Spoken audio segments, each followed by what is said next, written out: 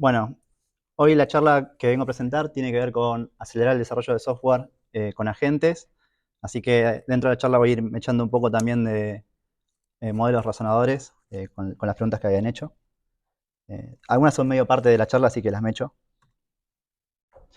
Los objetivos de esta charla son tres. Primero, poder entender qué son los agentes, para qué sirven y para qué no. El segundo objetivo es que empiecen a usar agentes para desarrollo de software, o sea, convencerlos de que empiecen a usar Cursor. Y el tercer punto es cómo darle herramientas a los agentes a través de MCP servers, que es algo que viene saliendo desde el año pasado y hoy se viene empujando muy fuerte. Bueno, un poco la intro tiene que ver con por qué usar agentes. Desde mi punto de vista, programar hoy en día sin agentes es como si quisieran programar sin Internet en 2022. Esto es sin acceso a Google, sin acceso a Stack Overflow. Entonces, imagínense la diferencia de capacidades de un desarrollador que tiene acceso a Internet y sacarle toda la conexión a Internet a un desarrollador y ver qué es lo que programan después, ¿no? Yo creo que hoy en día estamos en ese punto entre un desarrollador con agentes y sin agentes. Por otro lado, bueno, ¿qué están haciendo las empresas que adoptan esta tecnología? En este caso, Google reportó hace poco que entre el 20 y el 30% de la base del código fue generada con IA. Y startups de Y Combinator, que es la aceleradora de startups más grande, más importante del mundo, algunas reportan que tienen más del 90% del código generado con IA. O sea, casi todo. Hubo un tweet que leí el año pasado que me causó mucha gracia y creo que es como medio chiste, medio en serio, que dice, if you can't name this, you're not gonna make it. O sea, no lo van a lograr, tipo, los van a pasar por arriba si no conocen estas aplicaciones. La primera calculo que la conocemos todos, ¿no? Bueno, ChatGPT. La segunda es Cursor, que es una IDE para programar con agentes hoy en día. El tercero es Claude, que es la competencia de OpenAI, que fue fundada por ex OpenAI y que viene con modelos, con los mejores modelos para programar. Y bueno, y el cuarto es Perplexity, que se usa mucho para lo que es búsqueda en Internet, que viene a competir contra Google. La idea es que después de esta charla, you're all gonna make it.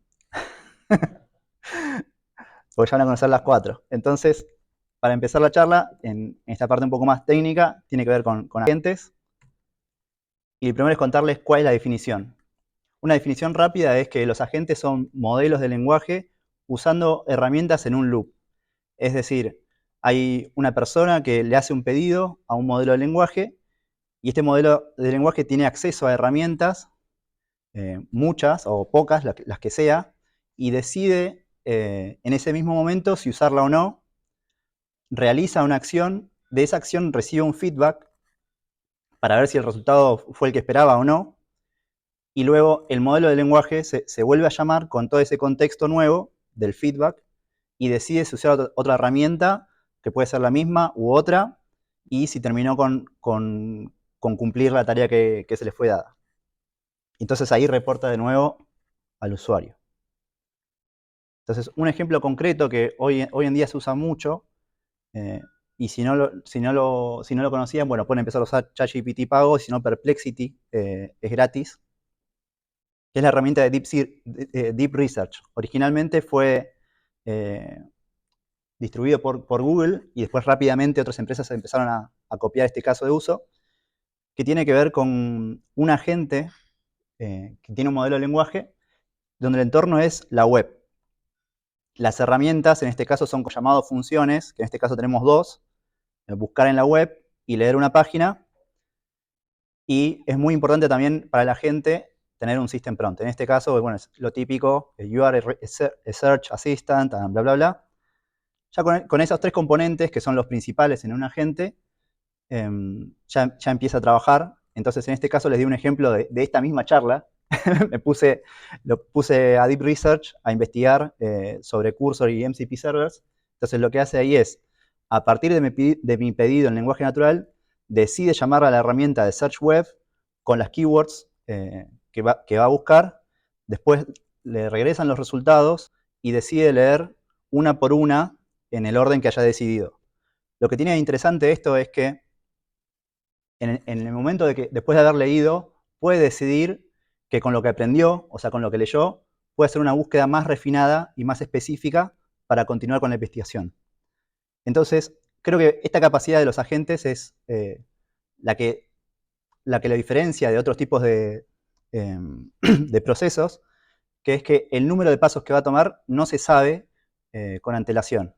Entonces, puede ser 20 pasos, 50 pasos, 3 pasos, y este es un proceso, por ejemplo, en este caso tardó 3 minutos. A veces tarda 15 minutos, se pone a investigar todo lo que hay en Internet. Hay casos en los que se distrae, tipo mirando imágenes de cosas. Ha sido muy divertido cómo se distraen a veces los modelos. ¿Por qué está teniendo tanta relevancia los agentes? Bueno, tiene que ver un poco con la charla anterior de DeepSeek, que es cómo mejoran las capacidades. Si ven acá en el gráfico, es un gráfico muy popular. En el eje X tenemos cada año, desde 2019 tenemos GPT-2, y esta es la performance de abajo para arriba es la mayor performance, en un test que se llama ArcAGI, que lo que hace es testear a los modelos en capacidades en temas que son muy fáciles para los humanos, pero difíciles para la IA. Y como pueden ver, hasta GPT-4 y GPT-4o, la performance era muy mala, y a partir de los modelos razonadores, con O1 y O3, ya empieza a despegar, ¿no? Y no solamente eso, sino que también, como comentaban en la charla anterior, en comparación a GPT-4, estamos con modelos que son 1000 veces más baratos a la misma capacidad de inteligencia, digámosle, y que además también son 10 veces más rápido. Y esto es muy importante justamente por el tema de costos. Como antes hacíamos una pregunta a un chatbot y recibíamos una respuesta, eso involucra una llamada al modelo de lenguaje. En estos casos, cuando usamos agentes, pueden ser un solo pedido, pueden ser 20 llamadas, 50 llamadas, y ahí el costo se empieza a acumular. Si tenemos modelos más baratos, que es una tendencia que va a continuar, cada vez usar agentes se empieza a abarcar más casos de uso, ¿no? Porque, por un lado, empiezan a ser capaces de realizar tarea y además es lo suficientemente barato. Entonces, ¿cuándo usar agentes? Tiene que ver que la tarea tiene que ser relativamente compleja. Si la tarea es simple, se puede como hardcodear los pasos del modelo de lenguaje y tener como todos los posibles casos de la tarea, si fuese simple. La tarea tiene que ser valiosa. En este caso, Anthropic reporta que tiene que ser mayor a $1 el valor de la tarea que estás resolviendo. Y las partes tienen que ser factibles y verificables. En este caso, con verificables, tiene que ver con lo de unit test. Bueno, básicamente es la serie de pasos que contaban cómo se entrenó DeepSeek. Por un lado, que chequea si el código está escrito en Python o un lenguaje de programación. Después, la parte más importante es la de verificable, que es con el unit test, que básicamente es evaluar si cumplió con la tarea o no. Y el costo de error tiene que ser bajo. Entonces, acá tenemos cuáles son los casos de uso de agentes. Los más destacados hoy en día son agentes de código, agentes para hacer deep research, como Perplexity, y Customer Support o Support para leer documentación y ese tipo de agentes. Los que están en auge o emergentes son los que tienen que ver con educación, finanzas, hiring y ventas. Creo que todavía no hay un estándar bien asentado en este caso de uso, pero seguramente con nuevos modelos y con más estándares en la estructura, seguramente va a haber casos que dominen el mercado en estos puntos. Después los anticasos de uso son donde el error sería muy grave, ¿no? Por ejemplo, reservar vuelos. Imagínense si dicen, no, mirá, no tenés un vuelo disponible para Puerto Rico, te saco uno para Brasil. Y como que lo decidió porque sí, y te gastó la plata. Entonces es como que darle acceso a la tarjeta de crédito a un LLM, como no es un caso de uso que esté próximo a ser compatible. Entonces, vamos a centrarnos hoy en lo que es agentes de código. Y ahí pasamos a lo que alguno habrá escuchado, es vibe coding, que básicamente es hablarle a un LLM y empezar a olvidarse del código. ¿Por qué olvidarse del código? Bueno, acá si algunos reconocen al muchacho de la foto, es Andrei Karpathy, que es uno de los miembros fundadores de OpenAI, investigador, y bueno, que ahora abrió su propia startup en educación.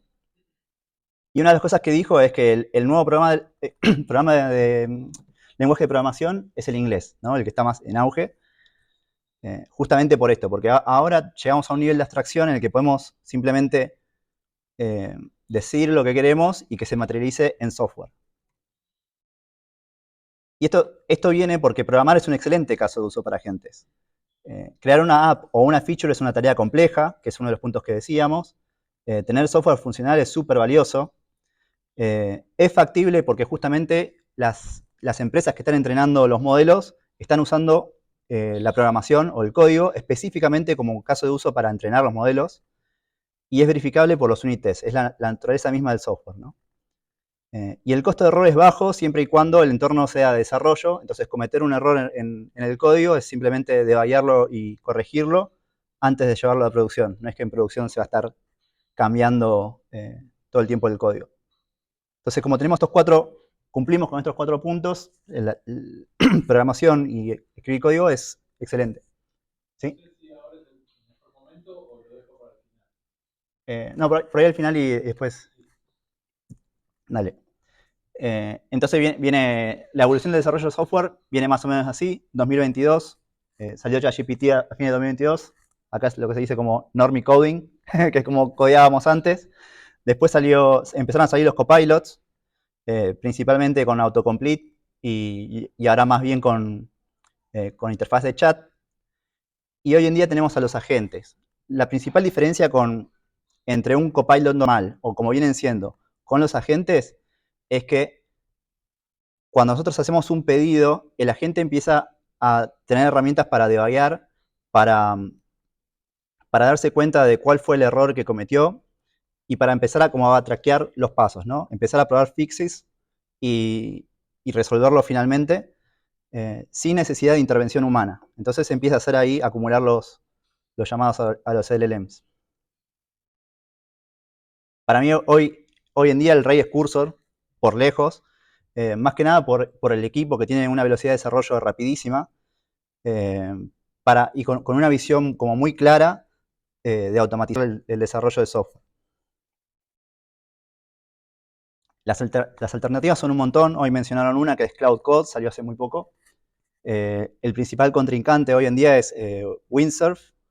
Y también está muy bueno Replit, que lanzó una aplicación mobile con la que se pueden hacer aplicaciones desde el celular, porque como se empieza a desdibujar lo que es la parte del código, es simplemente como chatear y que aparezca el software, ¿no? Ese es el norte, ahí ya les voy a contar dónde estamos.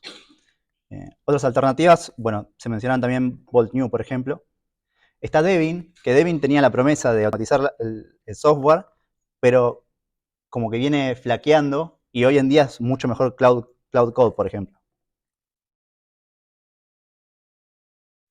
Bueno, ¿cuándo funciona desarrollar software con agentes? Tiene que ver cuando tenemos una aplicación que está de cero o una startup que está buscando product market fit. Es decir, de cero a un clientes o de cero a un usuarios.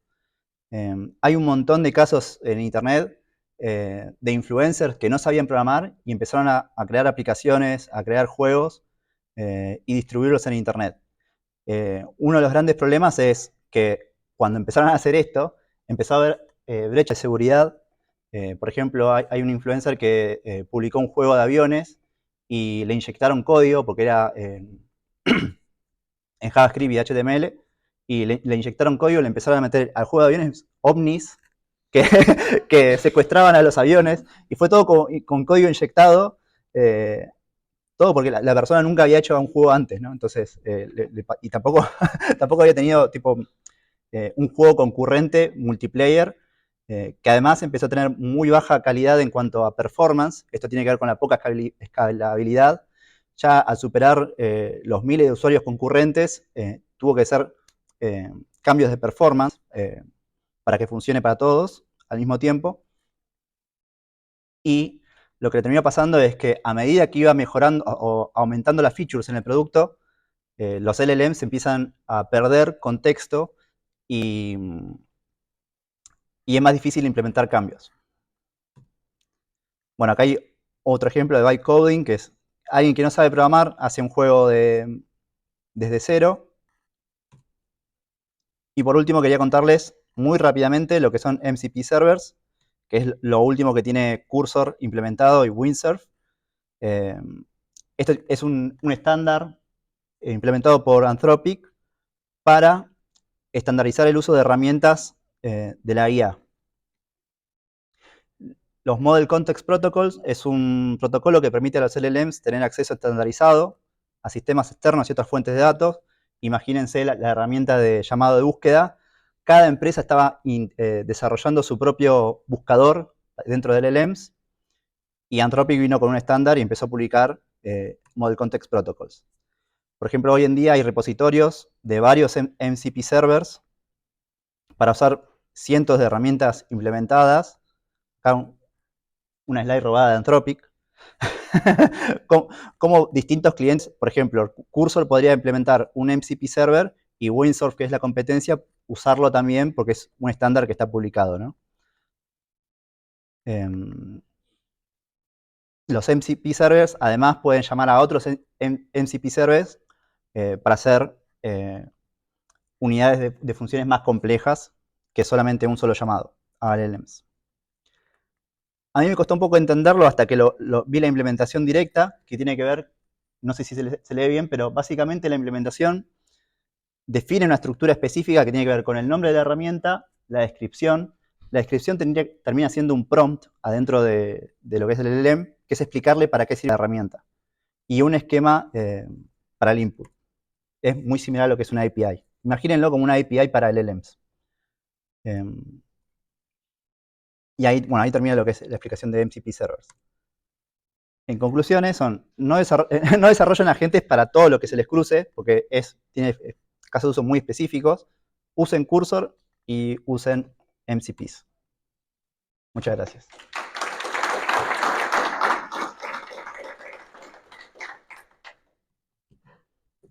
¿Preguntas? Estamos hablando del uso de agentes para codear, justo creo que vos lo respondiste después, pero dentro de un proceso de desarrollo, ¿dónde metes el hecho? Después vos decís que en realidad es más para el POC, ¿no? El caso ideal que más funciona es ese. O sea, si vos, justamente todo lo que es prototipado funciona muy bien. De hecho, hay algunos que dicen que Figma murió porque puedes hacer, en vez de hacer un prototipo visual de una aplicación, directamente la materializás con un par de prompts. Claro, porque si fuera a reemplazar a alguien, reemplazaría a un No, por cómo lo veo yo es independiente de seniority del desarrollador. Para mí es más claro verlo como con y sin internet. Si vos le das internet, como que mejorás la capacidad de todos los desarrolladores, no importa el seniority. Creo que tiene que ver más con esto de los prototipos. Lo que sí pasó es que, o lo que pasa es, cuando la persona que crea el prompt o crea la especificación de la aplicación y le devuelve el código a la gente, si no lo puede auditar, digamos, por ejemplo, lo que le pasó a este influencer con el networking y el código inyectado, es como que Cursor le dijo, sí, toma, acá está el juego, y lo abrió y funcionaba. Pero si no miras el código, es como no puedes darte cuenta de... Si no miras el código y si no tenés la capacidad de entender el código, no puedes darte cuenta de esa falla de seguridad. un complemento con la experiencia previa que uno. Sí. Y más que nada tiene que ver con, por ejemplo, si es una empresa, por ahí hoy en día necesitas uno solo que sea experto en seguridad y que audite el código de todas las features que vayas desarrollando. También, igual, estamos como, ese es como el futuro de multiagentes también que viene más adelante. ¿Alguna otra pregunta? Sí, Rami. Una limitante también que es cuando tenés que tocar muchos repos, por ejemplo, cuando tenés que pasar muchas barreras de seguridad, tipo tokens y demás, está costando. Vea todo el contexto y demás. Claro, ese es como el tercer punto, ¿no? Sí, el tercer punto, como que en proyectos grandes ya se empieza a volver inviable porque se pierde el agente. Yo calculo que los tres problemas estos dependen mucho del modelo, no tanto del ecosistema de agentes que existe hoy en día, sino más de la capacidad de los modelos de lenguaje en sí mismos, que esperemos que no sé si O4 o O5 o DeepSeek R2 tal vez ya solucione alguno de estos problemas. A veces te cuesta como que vea toda la foto, ¿no? Te quiero contar todo esto y no lo ve en el código. Claro, eso tiene que ver con el context, sí, con más contexto. Calculo que con nuevos modelos se soluciona. Recebo porque así pase. Bueno, sí. Cuando mi experiencia con el vibe coding es con lenguaje natural, pero no están especificadas las tecnologías que tiene que aplicar en cada componente, frontend, backend y demás. Es como que toma decisiones propias, ¿no? Y no necesariamente transversales.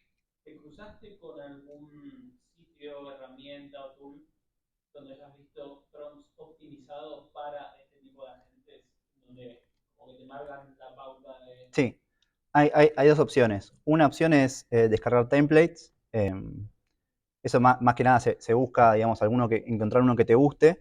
Y si no, la otra opción es Replit. Replit es también una herramienta para programar con agentes muy opinionado. Es como que ya está con los prompts para decirle, bueno, vos vas a usar React, vas a usar estas librerías, y ya tiene como muy seteado qué herramientas va a usar, y es incluso difícil decirle, che, si haces un backend en Python, usa FastAPI. Y te dice, no, yo uso Flask. Y no te cambia, está muy difícil de virarlo ahí. Lo cual está bueno porque es consistente. Nada, son esas dos, o buscar templates o Replit. Bueno, creo que ahí estamos con el tiempo. Sí. Con respecto a empezar a usar esto cada vez más para soluciones comerciales, incluso yendo un paso más de la POC, ¿qué opinión tenés o qué respuesta le darías a tus clientes con respecto a propiedad intelectual y de que no estés poniendo en riesgo justamente el desarrollo que le haces para Respecto a la propiedad intelectual, en su momento OpenAI había dicho que todo el código generado con GPT, si hay que defenderlo en algún momento, ellos se harían cargo de la parte legal. Creo que nunca ocurrió. Creo que también ese es el otro punto que creo es muy difícil de auditar, que la propiedad intelectual del código, ¿no? Generado por el LLM. Después, la otra parte de la pregunta que era. eso de cómo podrías plantear ante tus clientes si no te preocupes, yo uso Cursor y apoyo que Cursor sea que hay en el mercado, de que no te preocupes que nadie va a robarte lo que estés haciendo. Claro, en ese sentido depende más del modelo del lenguaje, que es al final el que recibe los prompts y todo el código. Hoy en día a lo mejor es externo. Y si le preocupa mucho a la empresa, sería usar algún modelo interno, pero la performance va a ser